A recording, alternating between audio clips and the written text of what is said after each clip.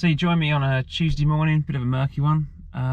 Today's a big day though for me. Got these big, huge concrete rings going in, 1.8 diameter, which maybe isn't big for some of you civils guys, but for me with a little 3-ton machine, it's big enough.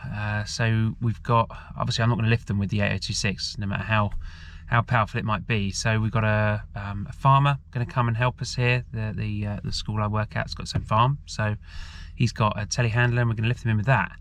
And just got to get them from where they were transported with the Arctic. So they came in an Arctic lorry, dropped them off at his yard, his farm yard, because we couldn't get an Arctic here.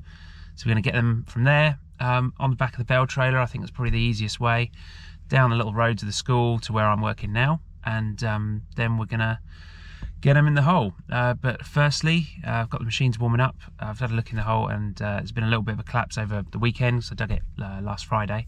So we've got a bit to clear out, get it leveled up in there, and yeah, and it's the big lift, which should be quite good fun. So due to the problem we had at the weekend, where the grading bucket is stuck on the Engcon, the quickage ram's broken, which is going to get fixed hopefully by the end of the week with any luck when the park comes in. We are a little bit short on reach, and also because I'm trying to dig a way deeper hole than this thing really can manage. 3.5 metres we need to go down to by the time you add up the rings and then the concrete biscuit and then the manhole. So I've dug myself a little hole. This is how you dig a 3-metre plus hole with a little digger. And I'm just cleaning the bottom out with the grader, but obviously I don't want to be getting in that hole because it's way too deep and I haven't got any shoring in it, so I'm not going to be doing that. So we're doing it all with the iDig, which will tell me how deep I am obviously, and just using the machine. So I've done myself a little sort of side hole to the side, and I just keep myself away from the edge.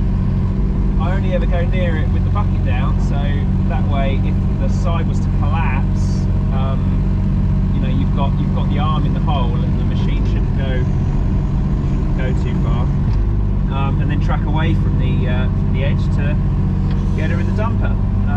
Seems to be working quite well, and if I should be able to level it all up nicely with the iDig system, and then I can not have to get in the hole at all, just literally get a ring, stick it down on a nice flat bed of chalk. And, yeah, sort of it'll be a 2-man operation obviously for putting the rings in, so I'll have a man driving the telehandler.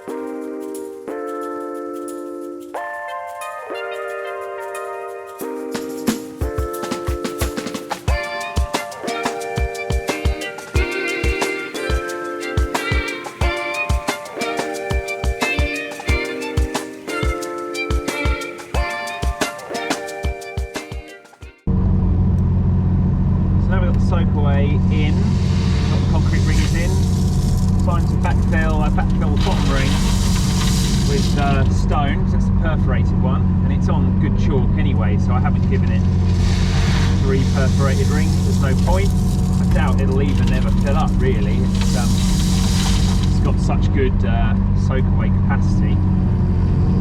So we're going to shingle the bottom ring, which is the one with the holes in it, backfill the rest with some of the clean chalk that I saved out of the dig, which saves on stone and obviously saves the customer a little bit of money.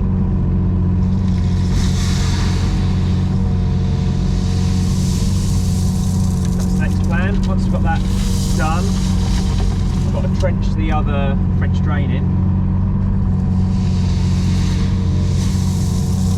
connect tiltrotator up.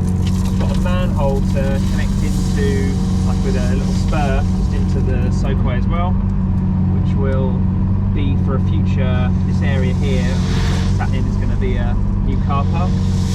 There's another job I've just won, so probably be doing that around Easter holidays. It will get tarmacked, so the kids aren't around.